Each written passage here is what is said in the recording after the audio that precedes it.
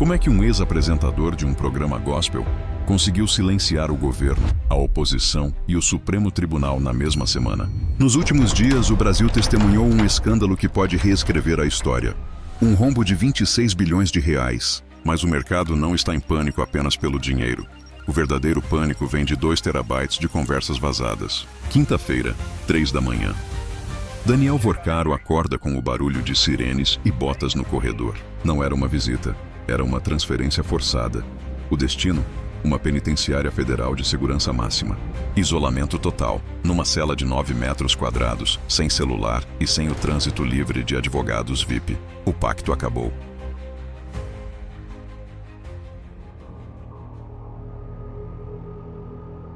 Para percebermos a dimensão deste abismo, temos de olhar para o passado.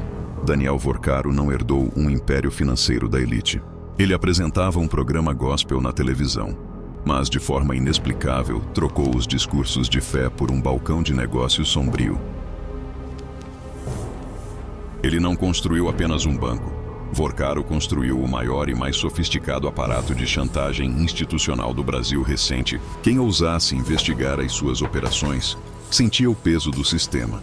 Ele usava advogados milionários para destruir a vida de jornalistas e opositores. A sua máquina perseguia uma rede de influenciadores e críticos, a quem chamavam ironicamente de pelelequinhas, numa tentativa de silenciar a verdade. Enquanto a máquina moía os opositores, a comunicação social vendia uma ilusão.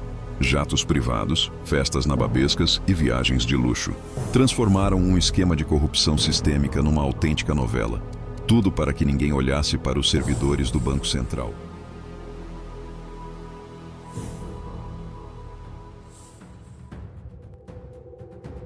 Até que a Polícia Federal deflagrou a terceira fase da Operação Compliance Zero, e o que descobriram fez a Faria Lima tremer. O Banco Master não roubava à moda antiga. Eles desenvolveram uma arma de destruição financeira em massa. O software paralelo era um sistema que operava numa zona de sombra digital. Eles tinham literalmente 2 balanços financeiros a correr em tempo real. Um balanço limpo e perfeito era enviado para os auditores. O outro, invisível para o Estado, escondia um buraco colossal. Nesse cofre invisível, acumulavam-se milhares de milhões de reais em créditos podres, inflacionando artificialmente o valor da instituição. Este software provava uma coisa: a cúpula do banco sentia-se superior às regras do Estado. Operavam a uma velocidade que a lei não acompanhava. Nós já vimos este filme no Brasil. O caso Pan-Americano. O império dos irmãos Wesley e Joesley Batista. É sempre a mesma dinâmica de captura do Estado. A diferença agora é a brutal velocidade digital.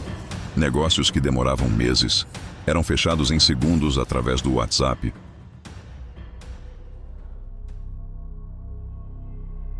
Mas a matemática cobra sempre a fatura. Quando o Banco Central finalmente descobriu a fraude e liquidou o banco, o mercado entrou em pânico absoluto. Os bancos médios viram o seu custo de captação de dinheiro disparar numa questão de horas. Começou a fuga para a qualidade. Os investidores retiraram o capital dos fundos arriscados e correram desesperados para o Tesouro Direto. O mercado de capitais travou por completo. Emissões milionárias foram suspensas. O medo era de que o banco fosse apenas a ponta do iceberg. Perante a maior crise financeira recente, o que se esperava? Políticos na televisão a gritarem e a exigirem prisões, certo? Mas o que aconteceu foi um silêncio assustador. Nem a oposição atacou o governo, nem o governo atacou a oposição. Brasília ficou muda. Por quê? O segredo foi desenterrado pela CPMI do INSS. Ao rastrearem o dinheiro de Vorcaro, descobriram 8 milhões de reais em doações eleitorais e ele não escolhia lados. Vorcaro financiou a direita, financiou a esquerda, financiou o centrão. Ele alimentou todo o sistema. O conflito ideológico que se vê na televisão é puro teatro. Nos bastidores, as elites partilhavam o mesmo acordo obscuro com o banqueiro.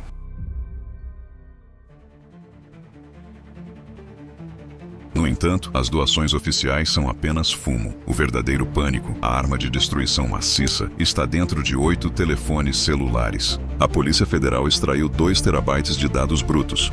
E o que vazou lá de dentro tem o potencial de derrubar a República. Mensagens revelam conversas diretas entre o banqueiro e a cúpula do Judiciário e do Legislativo. Diálogos íntimos com ministros do STF. Eram trocas de favores e citações a juízes que deveriam estar a investigá-lo. O sistema de justiça tornou-se totalmente permeável ao capital dele. Quando os 2 terabytes caíram nas mãos dos investigadores, as lideranças políticas perceberam que o contágio seria absoluto.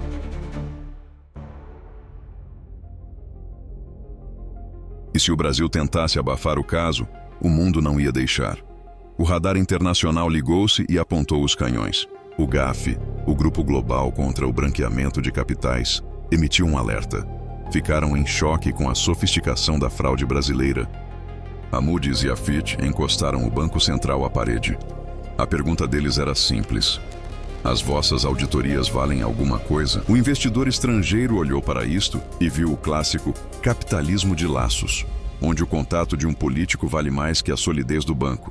Investigadores nas Ilhas Virgens Britânicas e no Panamá já começaram a rastrear as offshores ligadas ao banco. Procuram os dividendos fraudulentos remetidos para o exterior poucos dias antes da liquidação final. Como foram usadas contas em dólares, é apenas uma questão de tempo até as provas aterrarem na Secretaria do Departamento de Justiça dos Estados Unidos. Este escândalo não destruiu apenas um banco. Destruiu por completo a credibilidade financeira do Brasil aos olhos do mundo.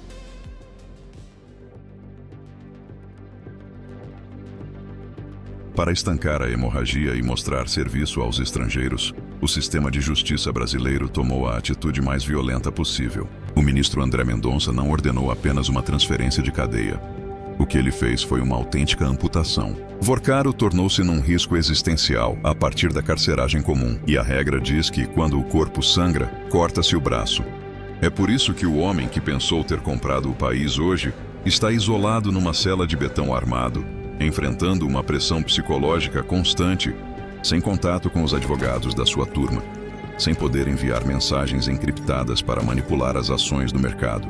Isolado, frio e encurralado, e enquanto ele sofre na cela, a Polícia Federal continua a desencriptar cada mensagem antiga dele.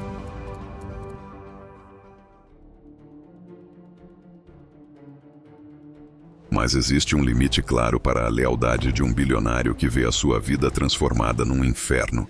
E a cúpula de Brasília sabe disso. Há uma sombra negra a pairar sobre o Congresso e sobre o Supremo neste exato instante. O terror deles resume-se a 2 palavras que ativam o botão nuclear do direito penal. O mercado já sabe o que aí vem. Delação premiada.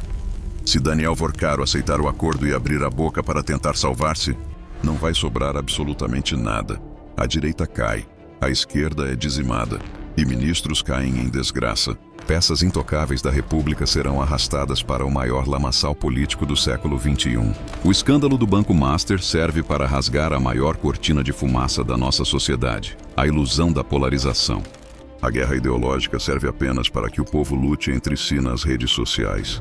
Lá em cima, no topo da pirâmide, a ideologia não significa nada.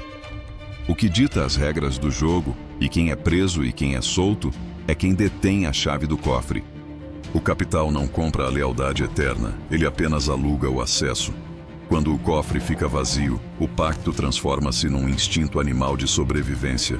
E a pergunta que fica é: acreditam que esta delação vai mesmo avançar e ter alguma consequência para poderosos de Brasília? Ou acham que o sistema, na sua genialidade sombria, vai arranjar maneira de silenciar Daniel Vorcaro para sempre? Deixe sua teoria nos comentários abaixo. E se quer continuar a descobrir os bastidores do poder que não passam na televisão, se inscreva no canal e ative o sino, porque acreditem, o jogo está apenas começando. Até o próximo vídeo.